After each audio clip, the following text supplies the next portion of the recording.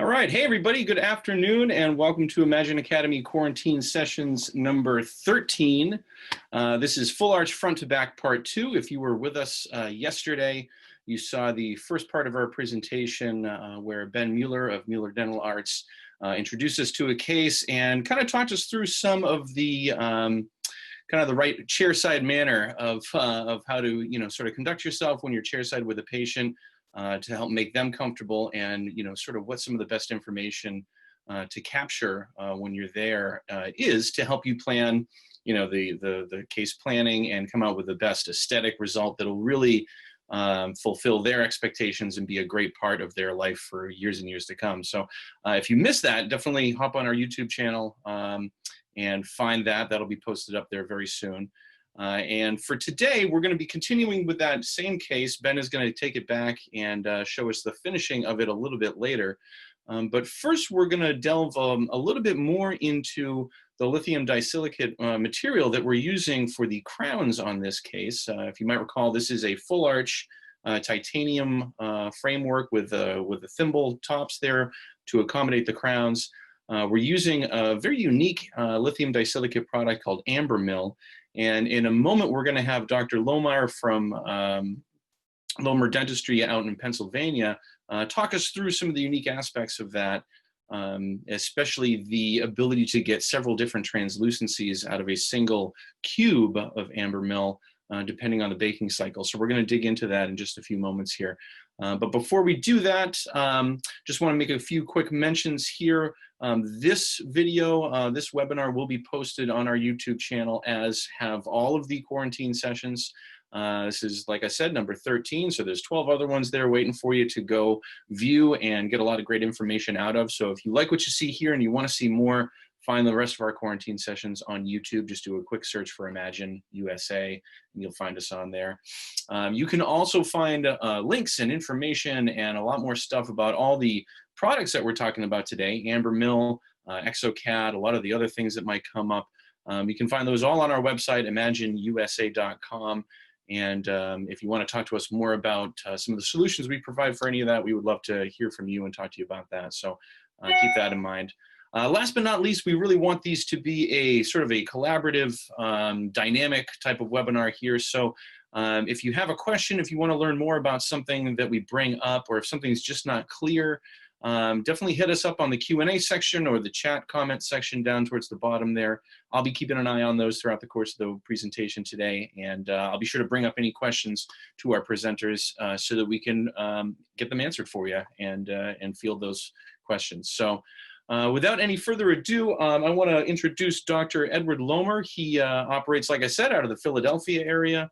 And he's probably been one of the longest users of AmberMill lithium disilicate in the US, having placed, I believe it's a couple thousand crowns in the mouth at this point. So Ed, at this point, I'm going to go ahead and turn the presenter role over to you. And you can kind of, if you could give these folks an idea of what it's like to use AmberMill in a clinical setting, and sort of give them an idea of what you've done with it and what your experience is with it, I think that would be really tremendous. So go ahead, turn on your audio and your video, and welcome to Quarantine Sessions, Dr. Edward Lomire. All right, there we go. All right, good afternoon, y'all. We're going to talk a little bit today about the crystallization schedule of the AmberMill. It's pretty straightforward, meaning this slide that I have here, okay, he's got me going. The P5, P6, that's just, the Ivochlor oven, that just happens to be my program number. So that is really insignificant. The significant part that you need to look at and understand. I've labeled AmberMill HT, and then the next one's going to be MT and LT down to the MO. And as you can see, let me try, oh, here we go. We programmed this up, and all of the programming parameters, as far as vacuum on, vacuum off, and the temperatures are all listed on our website, Haas website. And, we certainly, if you really wanted, we would email it and save you the hassle of doing all of that.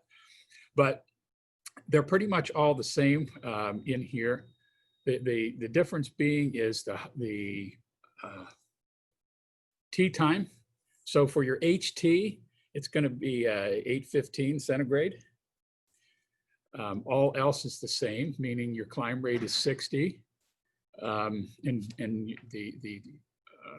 the descent goes down to your 690. Hold time is the same with one exception, and I'll show you. Vacuum on and vacuum off. Pretty straightforward with just about any oven. Just happens that we're using this one and a Dakima oven. And as you can see, here we have, the HT at 815. The medium translucency, you're going to fire at 825. And the little bit of difference in, I said when there was a hold time, it's one of these, maybe we actually may have changed the hold time to up. They're all the same. It was only a minute difference on the one, but it looks like we've decided we're going to keep that the same with all of them. And again, you just simply set up one program, you go through and name another program, just copy it, and then you're just going to change your tea time up there. And you can take that one block and absolutely get HT, MT, LT, and MO. There's one other set of parameters, and that's the rapid fire. And this was developed simply for the chairside docks that are trying to save 15 minutes of time. And it's nothing more than a two-step.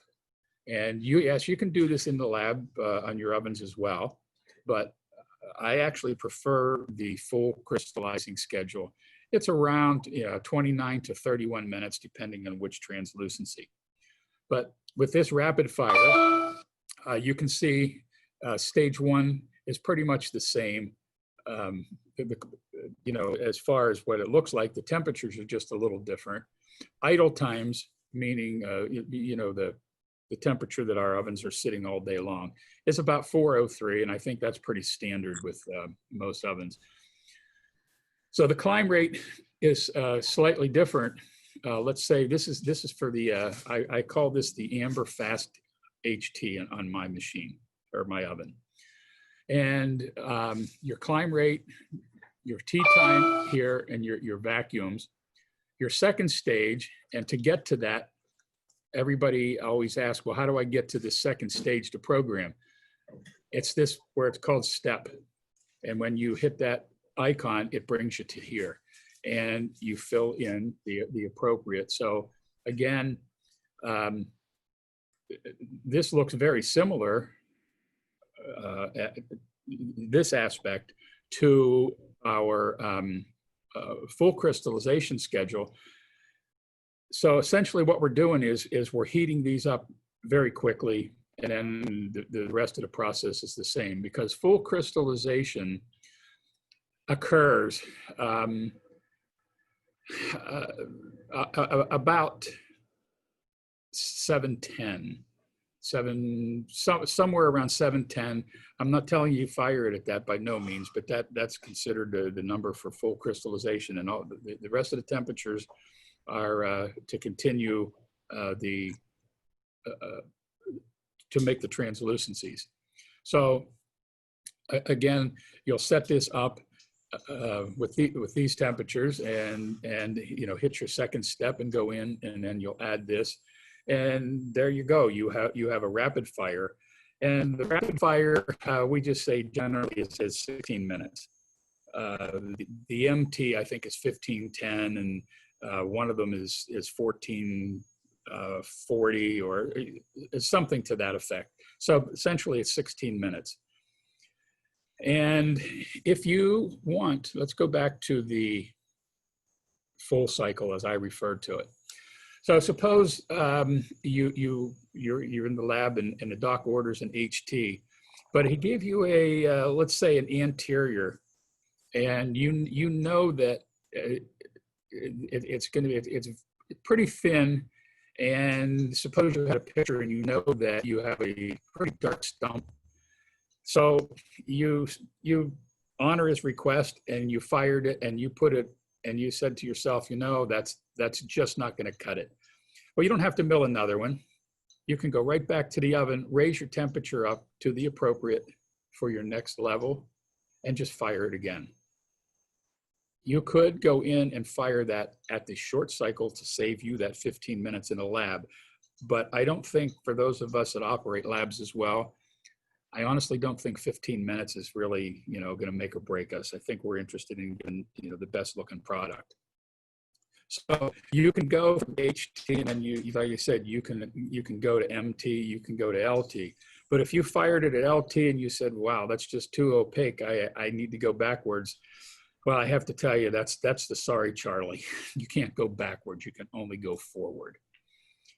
And I've never really had a real issue. After you do a number of these, you kind of know exactly. You'll look at the prep and you'll pretty much understand that has to be an MT. You just kind of know. And at least I do, chairside. But honestly, my go-to, probably 90% of the time, is right here. It's the MT. It just seems to be the middle of the road guy. And works very well for us. And my rule of thumb too at chairside is I will use the rapid cycle for second pre's and distal, but everything from first pre's and all the 6 across the anterior, all of that absolutely gets fired at the full cycle. There's a very slight difference between the two. The fast cycle will give you a little wee bit more opacity. So that's why I do the full cycle. And then I'm sure that I have got what I wanted and what we represent with AmberMill. So that's pretty much it as far as the firing cycles. If there's any questions, obviously you can put them in and Neil will address them, or again, if you want to know anything other than, I believe somewhere along here, my email's in there and you can get a hold of me and we can talk directly about AmberMill. And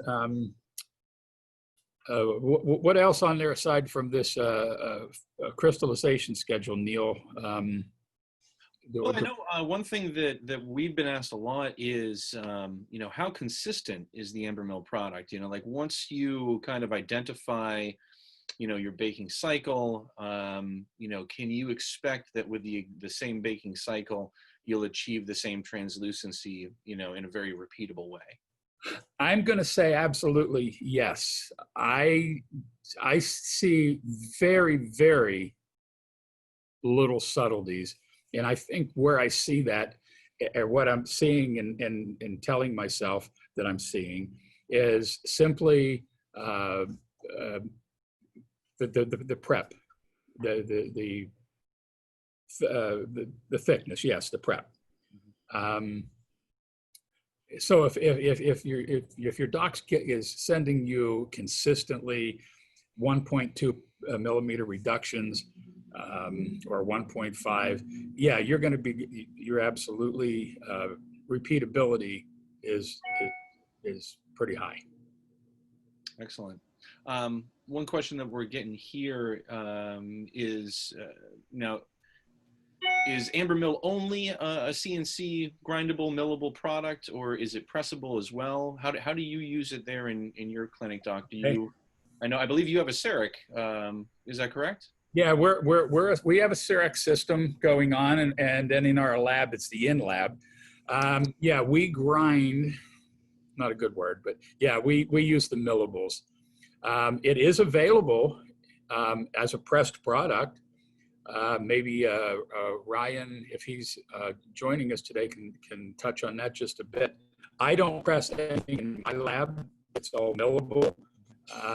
But we certainly have a good handful of labs that do the pressing. The thing about the press is it's pretty conventional. You're going to get a consistent result, but you need to know, do you want to do an HT, an MT, an LT, or an MO? Because that's the ingot. There's no changing firing of the ingot. I see. So the change in translucency based on the firing schedule is unique to the millable product or the grindable product.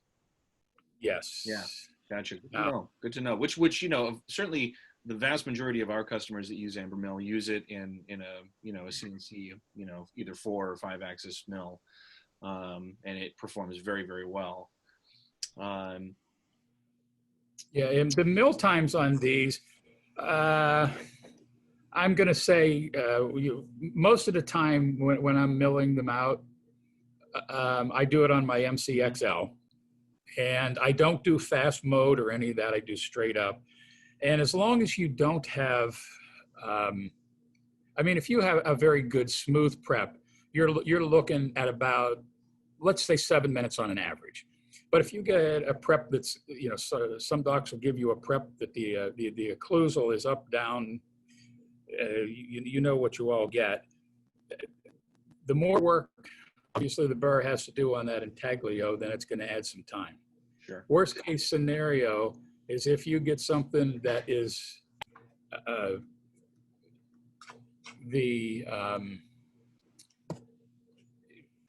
like really, really bad. I mean, you look at the prep and you think that you're seeing an aerial view of Mount Vesuvius. You're like, what was this guy thinking? Well, yeah, you're going to have a little bit. Sure. And it's going to take a little longer. And I wouldn't lie to you. You're into the 10 minutes and things like that. But generally, chairside, I'm going to say, average 7, 8 minutes somewhere in that is what I see consistently here. Nice. And the other thing too about the millable is we get that impeccable margin. Yeah.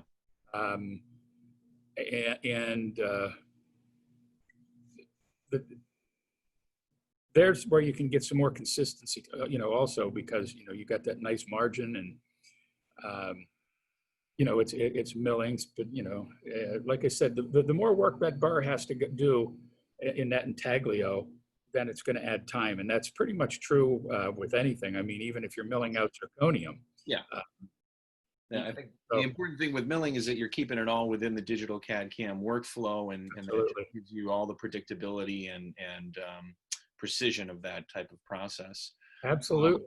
Speaking of milling machines, I know that I'll mention that the AmberMill just had a set of milling grinding templates released for the Roland DWX42W, which is pretty exciting. So any 42W users out there, or anybody considering the 42W, and you want to make use of AmberMill, those two are now married together and work just great. So something to keep in mind for anybody who's listening to this that is considering that mill and or this AmberMill product together. Any other last points or observations you'd like to make after having used the product for so long there? Well, as you stated, we're into the thousands of in the mouth. And we're getting quite a few more requests for it in my lab here as well. Everybody's kind of inquiring a lot. Yeah. Because we're getting, the word out there, seeing things, they're seeing us at the shows. And the aesthetics is the biggest, aside from that nice margin, the aesthetics are just phenomenal. Yeah. And from a technician's side, if you don't have to do a lot of staining, glazing, and matching up and, all of that stuff, that's key, because obviously from the left side, yeah, you want to save a little time on some things, but also you're the artist behind the doc. So if you have a good palette to work from, you can put out some awfully good artwork, for your doctors, and then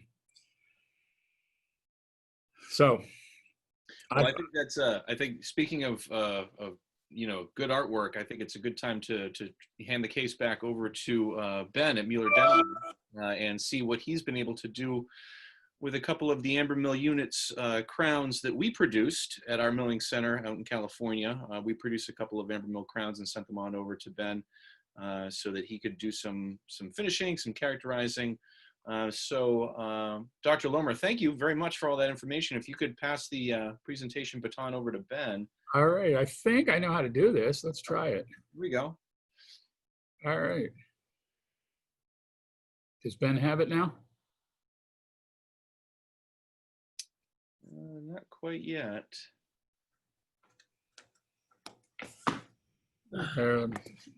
I get him?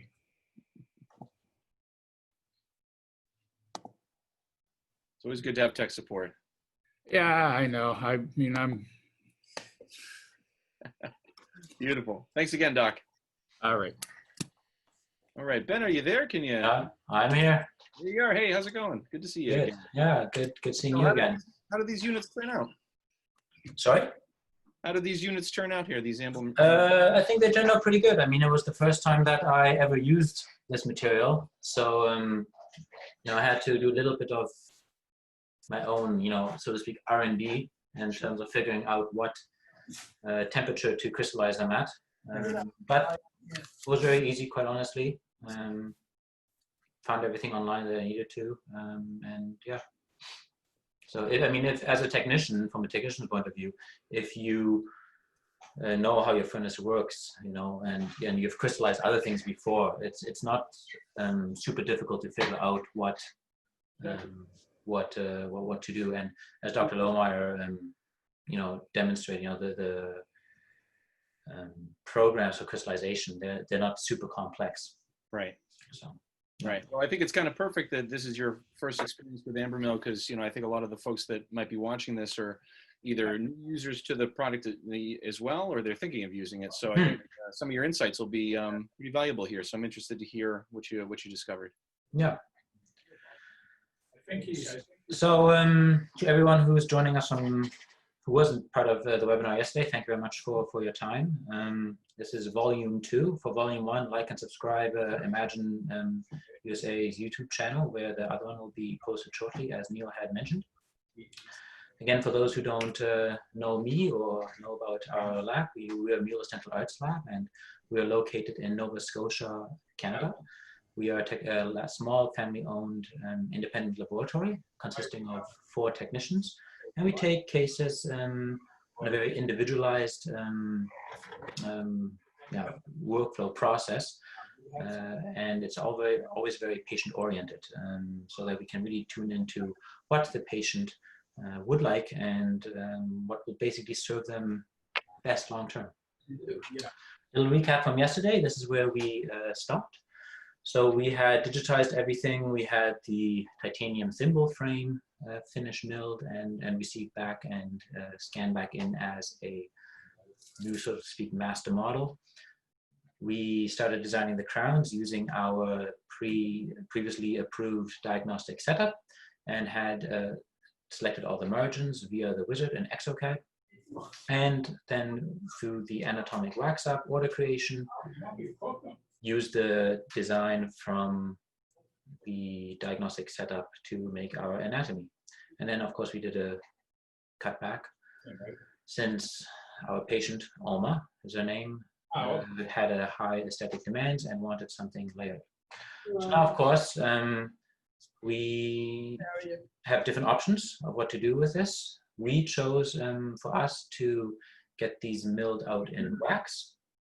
Since we don't have a mill here ourselves, we outsource our milling. So again, with these cases, always important, especially if you're a smaller lab, to make sure that you collaborate with proper partners, like Imagine, that can help you in milling things, whether it's lithium disilicate, like the AmberMill that is part of this webinar, or whether it's zirconia or titanium. Again, at the same time, it is sometimes nice to be able to do some certain things in-house. So since we can't press in-house, of course, and things were digitized, we had things milled out in wax, and then we got things back and invested and pressed. And one other thing that you can do too is if you have a printer, and Neil, I don't know if you didn't mention your printers yesterday, right? Yeah, we use the Nextent 5100 at our own milling and printing center out in California, and we offer it likewise to our customers. It's been a tremendously great printer for us, and I haven't placed it at any lab who hasn't been thrilled with it. So if anybody's considering it, it's a great printer. Right, and so since Imagine is a great resource there, you know, for people who are interested in printing as well themselves, you can print the crowns out too if they've been, you know, designed digitally, and then you can invest them as well, and still press if you choose to press, or again, you know, if you have a mill, it's great. You know, you can use avid-mill and use the advantages of just having one block, and all you have to do is pick the shade and pick your temperature to crystallize things. So again, we pressed, and to put that a little bit on the side for right now, and to demonstrate a little bit how to stain and glaze and the process that, or philosophy that we use, especially with, you know, here's a diagram with a like Mueller. You know, stain with a layering mindset.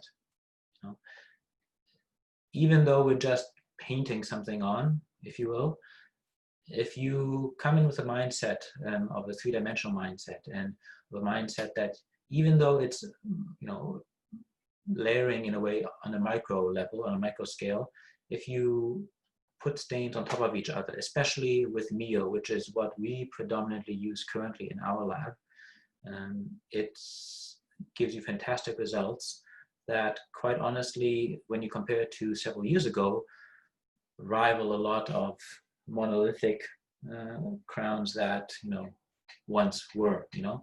And so it's, or even, you know, let's say some PFM layered crowns, depending on, you know, the ability and technical skill of the technician. So, you know, of course, in order to be able to layer or stain as with a layering mindset, you have to know how a tooth is built up and where what powders go. So again, chroma, and Neil, you can see my mouse, right? Yep, just fine. Yeah. So again, chroma and color generally is in the gingival third, followed by thick enamel towards the occlusal surface. And again, in the fissures, you have more chroma, i.e. more color. And if you layer with this stain with this mindset, then you can create very lifelike stain and glaze monolithic crowns. Second point, trick the light. Since we are not layering, we have to somehow create the illusion that light is bouncing around inside this prism of what generally we have in existence when we layer. And so create contrast, you know, put something that is like a blue or a violet besides something that's very stark, like a white, or something that's more dense. And Mio has these great powders that, or yeah, paste, I should say. Mio comes in paste form, that you can put these things right beside each other, and it gives you that three-dimensional depth of light basically entering and bouncing back out, or disappearing and being essentially sucked up by the low-value stains. Same thing goes with interiors. Of course, you can do interiors monolithic. And again, for our case with Alma, we are layering the 6 interiors. So, you know, try to make things as easy as possible for you. Where lithium disilicate is an all ceramic, we don't necessarily have to just make a coping. We can basically just have a cutback that it just allows us to create the, you know, internal portions like mamelons that support and different mesial and distal lobes already in the framework. And we just have to colorize that, and then place a skin enamel, a very thin layer of enamel over top of it afterwards. So how do we stain these type of frameworks? Again, stain with a layering mindset. Chroma in the gingival third. You can accentuate the mamelons with some color as well, depending on what the case requirements are. Where a framework comes to its terminus, you know, have blue or violet, so that basically you trick the light, that there is not that defined edge, and the framework doesn't show through later on when you go to layer, so that you get that diffuse and that diffuse area of where light can basically bounce around a little bit and make the framework disappear. So to the AmberMill restorations that I was sent by Imagine, of course I had good fun playing with those, and I did a full quantum Mueller to show you a little bit what that is like. So on the left you see basically after its crystallized state, you can see even down towards the margin how translucent it is, and it does exhibit nice opalescence in both blues and oranges, depending of course how the light enters or leaves. And again, you know, it is milled, nothing wrong with milled. And as Dr. Lomire was addressing, you know, depending on how intense your anatomy is, you can get sometimes faster milling results and sometimes slower milling results. It all depends on how you design things and how, what the aesthetic demands are of each individual case. So, starting with the chroma, you know, stain in the gingival third. I also place some in the depths of the fissures, since that's where we get warmth. And for all the Mueller users out there, this is shade A. And one important aspect, especially when it comes to full arch thimble crown cases, since we later on have to cement these crowns to the frame and then wrap everything in composite, make sure that you keep the last remaining 2 millimeters, 1 to 2 millimeters of the crown free. Do not touch it. It should be virgin lithium disilicate, because later on when you etch things, virgin lithium disilicate etches better than if you have to etch, let's say, something that has glaze paste on it or stain paste on it. Then we add, in the incisal third, we add our violets and our blues. And what I like to do is, again, talking about contrast, creating that three-dimensional effect. Start adding the halo material that they have. This is halo spring for the Mueller users that are familiar with this. You know, again, density next to something gray creates that depth effect, that illusion of depth. And same thing, pull it down the ridges on the occlusal table. And to create a little bit more individuality, you know, add some dark colors. This is a Fischer stain. That's the only powder form in meal. You know, and again, if you have hypocalcifications, this is the white. And again, in the Fischers as well, create depth effects. You know, everything that you add. And the nice thing with Mio is you don't have to put it side by side. Nothing runs around. You know, you can place it on top of each other, and that really, in this micro environment, creates a great depth effect. And you can see, you know, before and after how, you know, three-dimensional things can look. And of course, you know, does this rival a layer crown? No.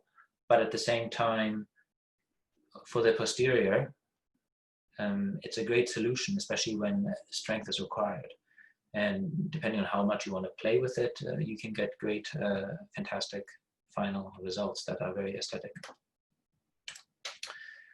And here's, for example, this is not for Alma, but this is this individual lithium silicate crown, you know, and you can see what it looks like inserted in the mouth. It honestly really just disappears and integrates very nicely.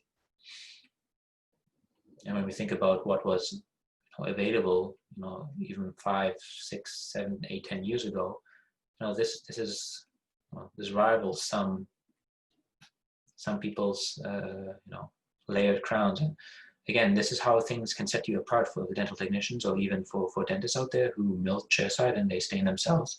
You know, add things that make the tooth unique so that it distracts the eye from that it's a fake unit, a fake restoration, or it's a real restoration but a fake crown, a fake tooth, and the tooth, basically, the crown basically blends in. In terms of our anterior frameworks, same kind of concept applies. Chroma in the gingival third with, you know, blues and violets in the incisal to create that depth effect and to make the framework disappear once you start layering over this. Trying to, again, it's very, very subtle, but here, you know, you can accentuate a little bit later on where you will add your thin powders to accentuate your mamelons that of course will extend past the framework. But if you already have a little bit of color support from within, it makes things pop, and you can already create that depth effect on a very, very thin ceramic powder layer. We're just talking about 2 to 3/10 later on in terms of ceramic that you're adding on top of this, in terms of the enamels that you're adding. And you might think these pictures are not very professional with the little fuzzies and things that we have going on here, but this is real world. And honestly, if you have something stained, don't try to pick this off with your brush. This will burn out. Okay, so just real world things that can happen. Add some crack lines or imitate some crack lines. And again, these look very intense, but the thing with Mio is, especially with the whites, I find that once things are fired, they are muted quite a bit. So rather go a little bit intense now, especially with those type of individual characterizations. The colors and the chromas, like the shade A and B and the clementine, for those people that know Mio, those are strong. If you do too much of it, it'll be too much. But individual characterizations, like these white imitation craze lines and things like that, they disappear. And I have a slide in the next slide. You can see, unstained. This is after pulled it out of the furnace, how much those little imitated crack lines disappear.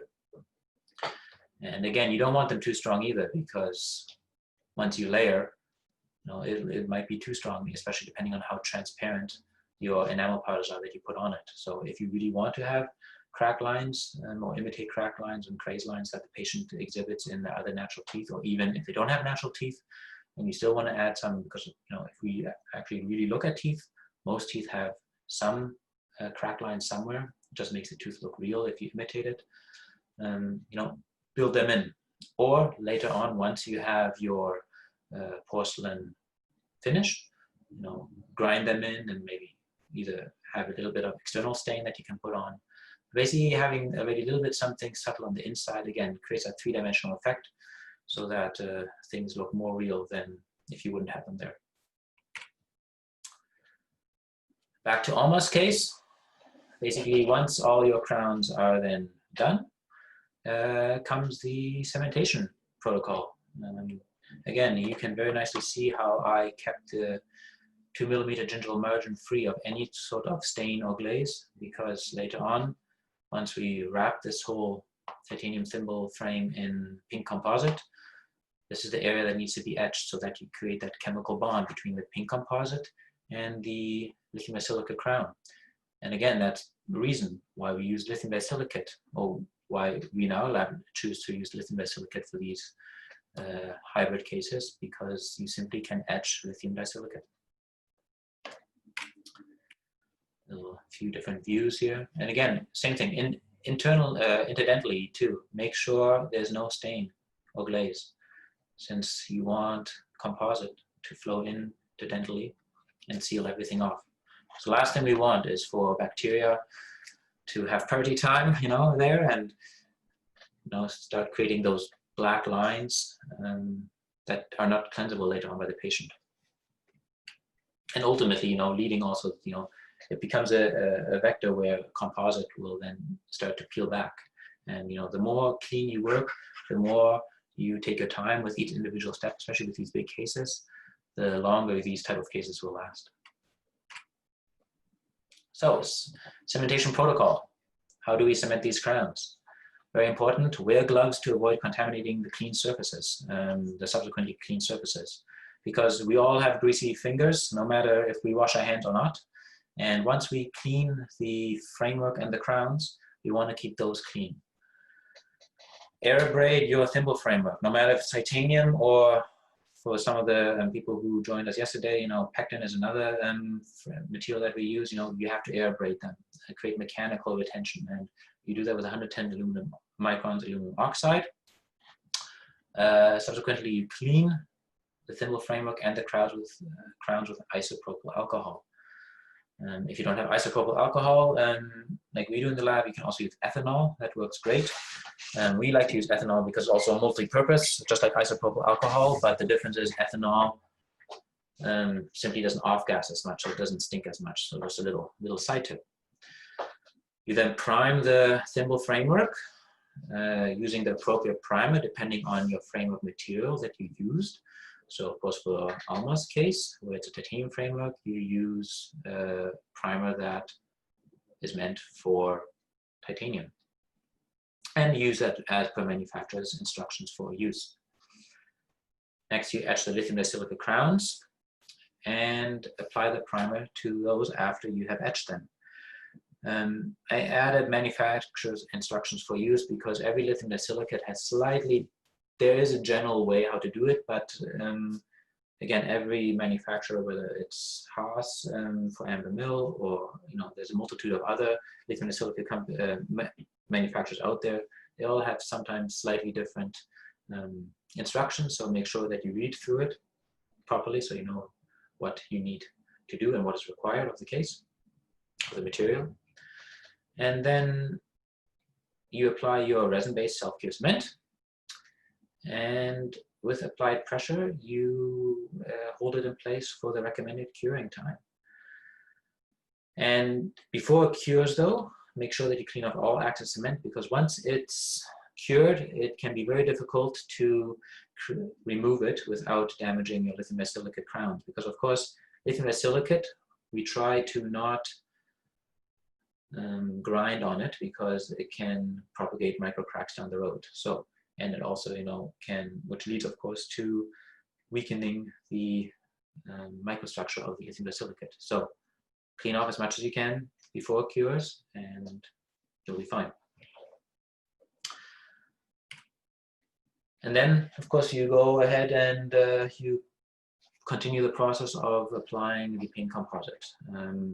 Since of course we have limited time today, that's a topic for a different course or webinar, since it's so multifaceted. But again, with pink composite, once everything's finished, it looks fantastic. You get amazing results. This happened to be a case with pectin frameworks. I unfortunately don't have any close-up pictures like this of Alma's case, but I do have intraoral pictures that we will see. Back to Alma and the finished case.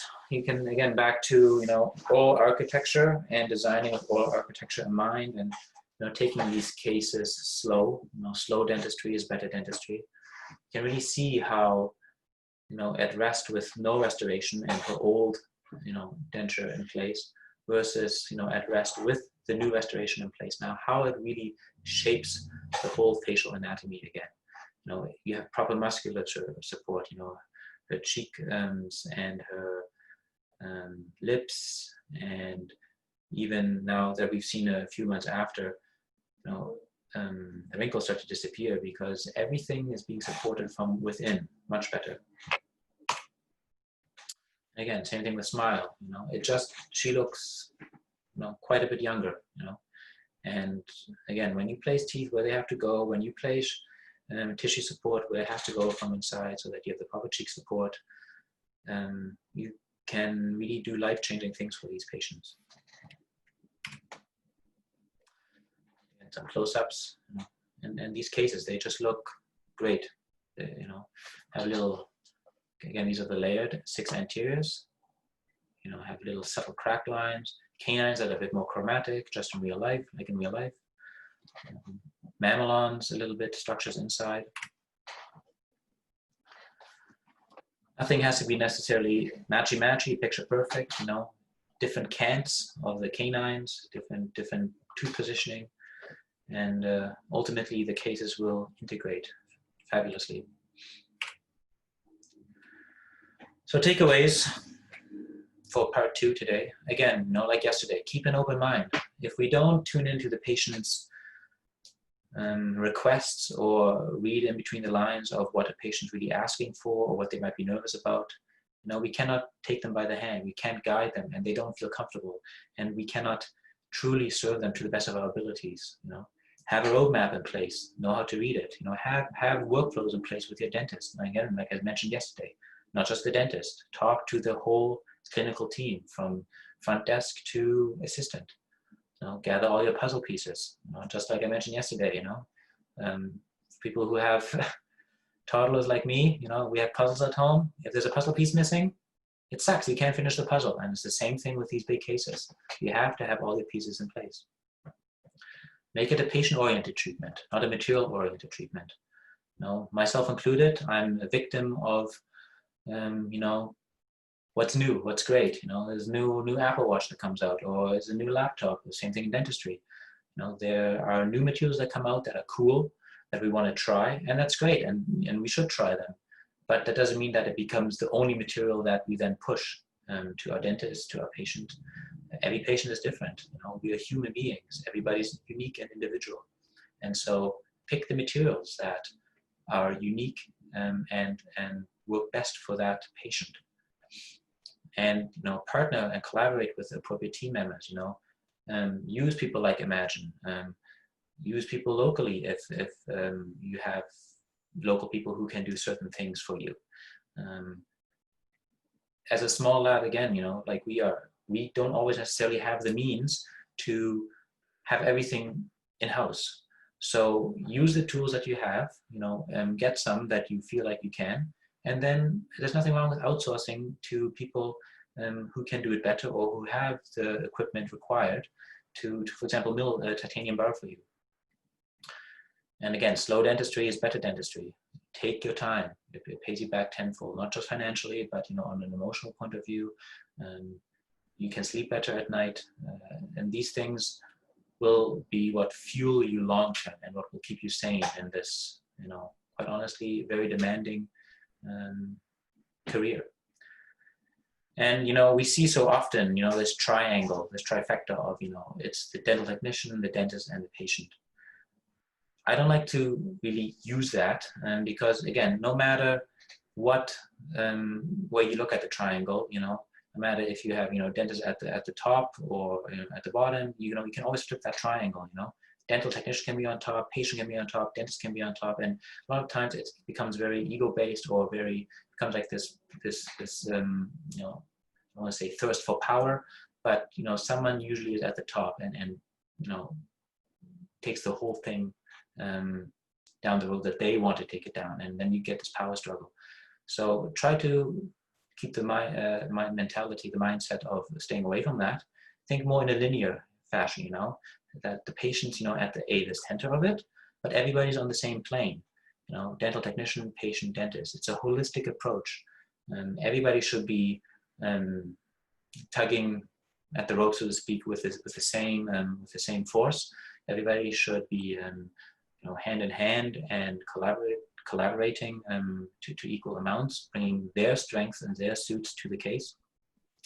But ultimately, it should be a linear treatment approach. And if you keep these things in mind, you know, there's no reason why you can't succeed. You know, really, it's the road to success, in our opinion. And you know, that's what has worked best for us, ultimately. That's all I have for you today. You know, thank you very much for listening.